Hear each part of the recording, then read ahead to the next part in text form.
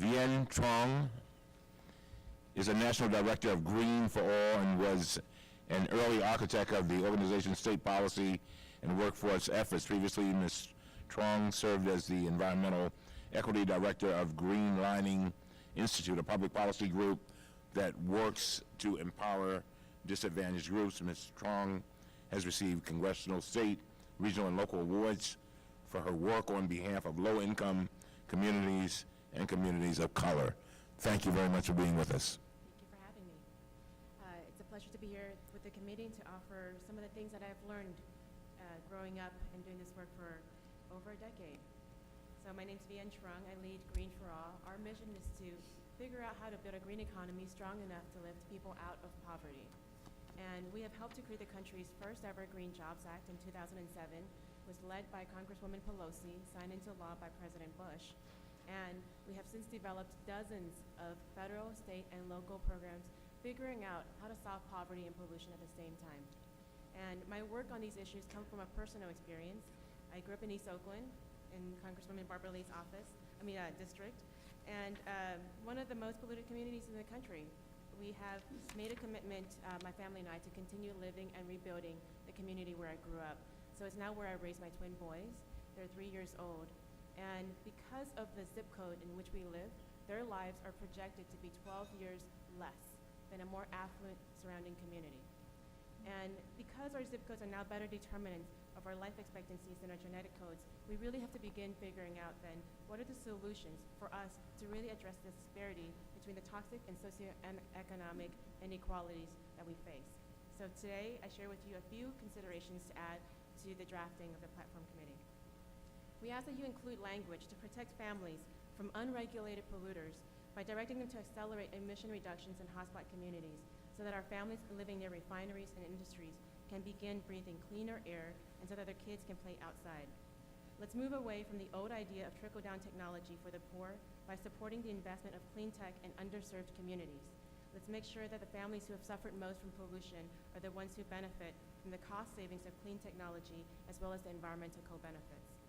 Let's make sure that the opportunities created in the green sectors have an eye towards closing inequality in America.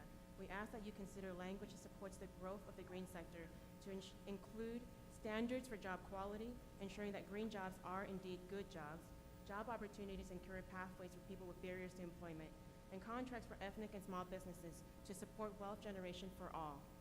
The changing demographics in America demand that the majority-minority businesses need to be part of our growing economy, and it is important if we're going to have a thriving economy. And finally, I want to make sure that we're addressing the carbon pricing. If it is indeed to happen and to move forward, as many speakers have suggested and recommended, we ask that you make sure that the investments generated from that, the revenues generated from that, prioritize environmental justice communities that have already been paying for that pollution with their lives and with their lungs. Let me share a story of how this can actually make a huge change. In 2012, I helped to lead a coalition of diverse organizations helping to pass a law in California. California already has a cap-and-trade program. The law we got passed requires a quarter of that money from the cap-and-trade program goes to benefiting communities that are directly impacted. In the 2 years of implementation, over $900 million has been generated from this program and has been obligated to programs like van pools for migrant farm workers, planting trees in concrete jungles, developing affordable housing near transit hubs, and installing solar panels on the homes of low-income families.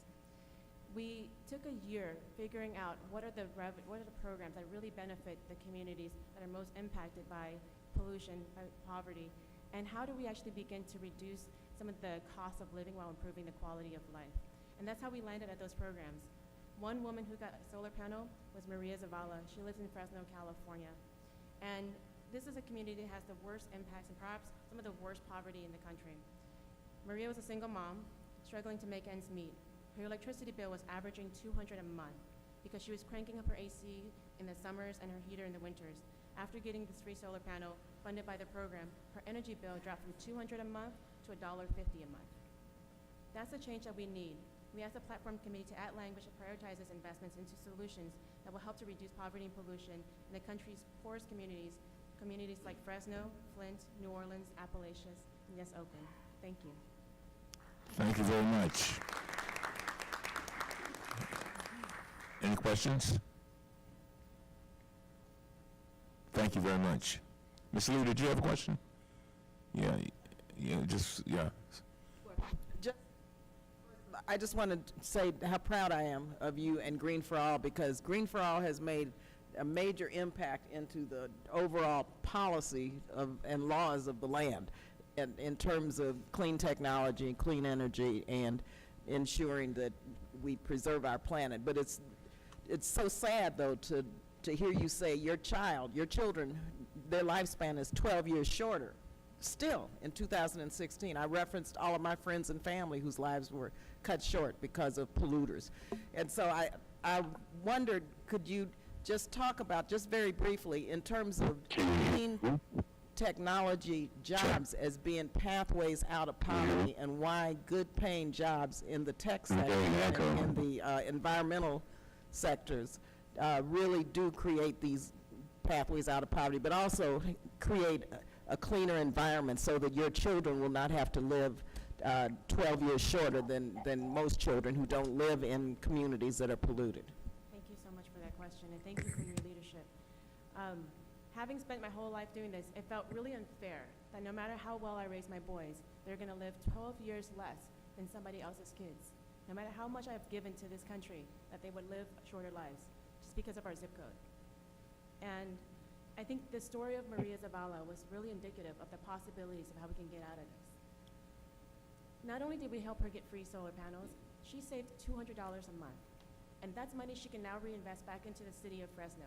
And that's into local businesses in the community. And on top of that, the program that that helped to install the solar panels, it trains young men and boys and men to get access to the solar community, solar jobs. And so there was a young boy who actually got training on that project, who is now getting a full-time job in the solar community.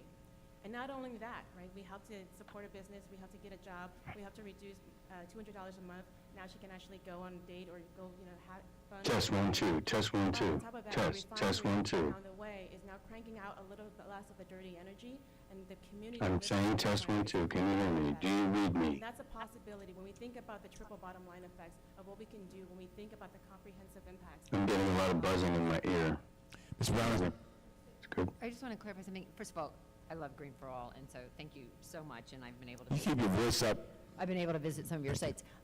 The funds you're talking about that have been reinvested in the communities, those are a result of the trading regime that California is using to reduce greenhouse gas emissions. Is that, did I follow you? That's right. And the legislature put in place a requirement that a certain percentage would go into local communities, but it is because of this trading scheme. Okay, good. Yes, If I talk really fast like this, can you understand me? First, the revenue did come from the trading scheme. Right. But I will say that If I talk really fast like that, can you understand me? Do you understand what I'm saying when I talk really fast? Is that okay? Program. Right. It can come from a carbon pricing, a carbon tax. It can come from any other ways that we generate revenues, from making sure that polluters are really ratcheting down their pollution and making sure that we're accelerating the investments generated from those carbon pricing programs into the very communities that are most impacted. And yes, the legislation was written so that at least 25% of the total pot from the cap and trade program From the in cap and trade, California right. is invested into the programs that were told to us by the community.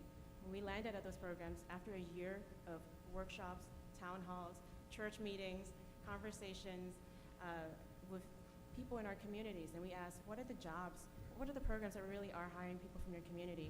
What are the programs that are really doing good in your community, doing outreach? What are the programs that you really need? And it was only after a year of hearing those surveys did we say we will take that as our orders, our marching orders, and we advocated for those programs, and we got everything the community asked for. Thank you. Kevin. Just to say, I've always thought, that Green for All is about the most hopeful thing in the country. Just to give people a sense of what you were talking about in terms of zip code and what it means, can you just maybe remember back to just describe briefly that day when the alert went out from the refinery in Richmond to people there? Because that struck me as hard as what happened in Flint in a lot of ways. Yeah, I was in the Bay Area when that happened, and I was in Flint shortly after we heard about what was happening. In Richmond, when there was a refinery explosion, a lot of people didn't understand what it was.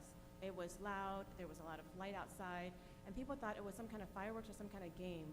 And so they opened their doors and they actually walked out. And though there were alerts on TV and otherwise in the community saying it's not safe, there's chemicals in the air, go back in the house, it wasn't in the language of the people who lived in the community. A lot of the people who lived in the community were Southeast Asian, and they spoke Hmong or Vietnamese or Laotian or Khmer for Cambodians. And so they didn't understand what was happening. And so they were literally out there breathing in this pollution into their very lungs. And so it's important for us to understand that even when we have these in our communities, we have to make sure that they're being forced to be good neighbors. They have to be better for us. Thank you very much. Thank you.